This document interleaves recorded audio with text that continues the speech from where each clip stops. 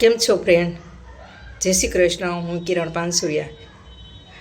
તો આ કાઠિયાવાડી ઝપાટોમાં આપનું સ્વાગત છે. તો આજે બનાવીશ હું પંજાબીને ટક્કર મારે એવું મિક્સ શાક. તો કઈ રીતે બનાવવું તે હું તમારી જોડે શેર કરીશ. આપણે આ તપેલીમાં પાણી લીધું છે અને હવે આપણે એમાં ફ્લાવર નાખીશું. ફ્લાવરના પીસીસ કરી લીધા છે તો ફ્લાવર નાખીશું અને બટેકા પણ સારું ખેડી અને લીધા છે. તો એમાં થોડું આપણે મીઠું નાખીશું.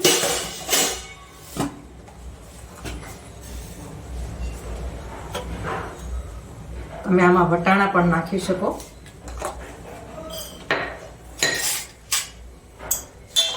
આપણે થોડી વાર આમાં બફાવા દઈશું. થોડું ઊંચી પાણી નાખવાની જરૂર પડશે.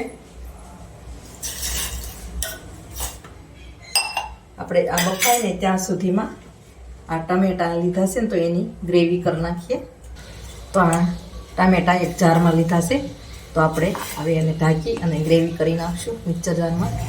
હવે આપણા ફ્લાવરને બટાકા થોડા થોડા બફાઈ ગયા છે તો આપણે એને નીચે ઉતારી લઈશું અને એક પેનમાં તેલ આપણે ગરમ થવા મૂકીશું.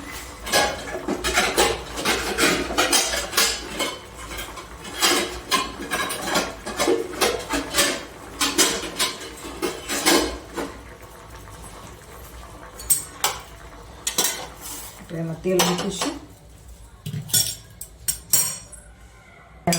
તેલ ગરમ થઈ ગયું છે તો રાઈ જીરું નાખીશું. આપણે તમે ન નાખો તે એડ કરી શકો. આપણે તમાલપત્ર નાખીશું, થોડા મસાલા નાખીશું, થોડું લસણ નાખીશું અને આપણે જે ગ્રેવી બનાવી છે ને એ ગ્રેવી એકદમ ગેસ ધીમો કરી અને નાખીશું.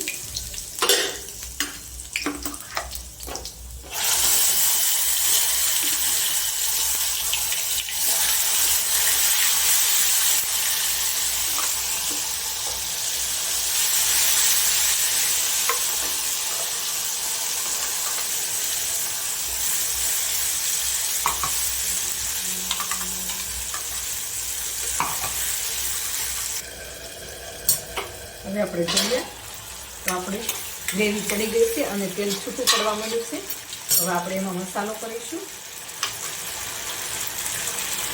સૌ પ્રથમ એમાં સ્વાદ મુજબ મીઠું નાખીશું. આપણે પેલા બટેકા અને ફ્લાવર બાફવા મૂકી એમાં તો નાખ્યું છે પણ આમાં નાખીશું. થોડું આપણે ચપટી ખાંડ નાખીશું. તમે ગળી ન ખાતો હોય તો એવોર્ડ કરી શકો. હવે આપણે લાલ મરચું પાવડર નાખીશું, હિંગ નાખીશું, હળદર નાખીશું, ધાણા જીરું પાવડર નાખીશું. બધું આપણે મિક્સ કરી લઈએ. એકદમ ગેસ સ્લો રાખવાનો.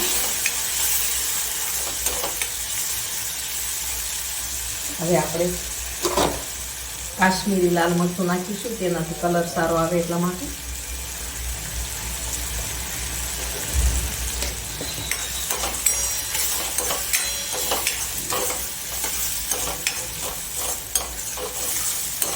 હવે આપણો મસાલો પણ પાકી ગયો છે.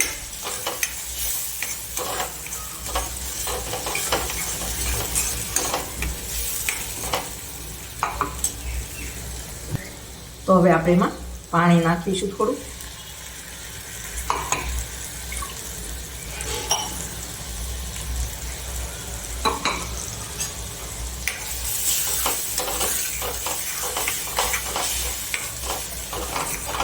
હવે આપણું પાણી પણ ઉકળી ગયું છે તો એમાં આપણે કાંદા નાખીશું.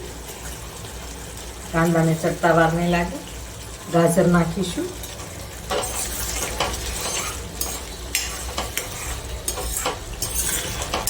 અને મકાઈ નાખીશું, કેપ્સિકમ નાખીશું.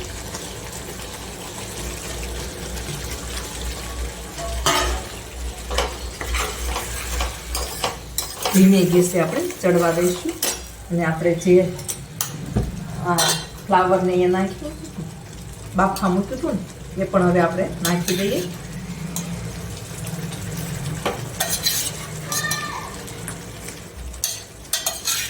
અને આ જે પાણી આમાં બચેલું છે ને એ પણ આપણે થોડી વાર નાખી દઈશું. અને આમાં તમે નાખવું ન હોય તો આમાં તમે વેજીટેબલ સૂપ પણ બનાવી શકો છો.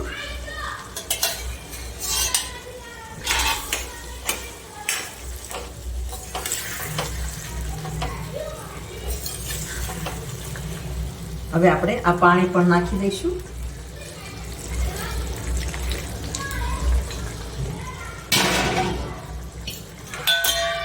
હવે આપણે આ શાકભાજીને મસાલો ચડે ત્યાં સુધી આપણે ચડવા દઈશું.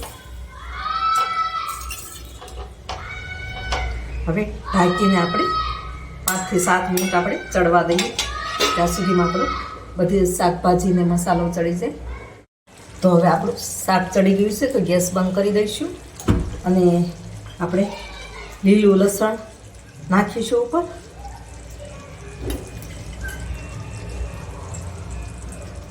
અને ધાણાથી ગાર્નિશ કરીશું. તો આપણું પંજાબીને ટક્કર મારે એવું મિક્સ શાક બનીને તૈયાર છે. તો આ રીતે તમે પણ બનાવજો. પંજાબીને ટક્કર મારે એવું મિક્સ શાક બનીને તૈયાર છે. તો મારી રેસીપી ગમે તો લાઈક કરજો, શેર કરજો, ચેનલને સબસ્ક્રાઈબ કરજો, બેલ આઇકોન દબાવવાનું ભૂલતા નહીં અને કમેન્ટમાં લખજો મારી રેસીપી કેવી લાગી. જો મારી રેસીપી ગમે તો ચેનલને સબસ્ક્રાઈબ કરજો. તો સૌ પ્રથમ મારો વિડીયો તમને જોવા મળશે તો જરૂર ને જરૂર સબસ્ક્રાઈબ કરજો, લાઈક કરજો અને શેર કરજો.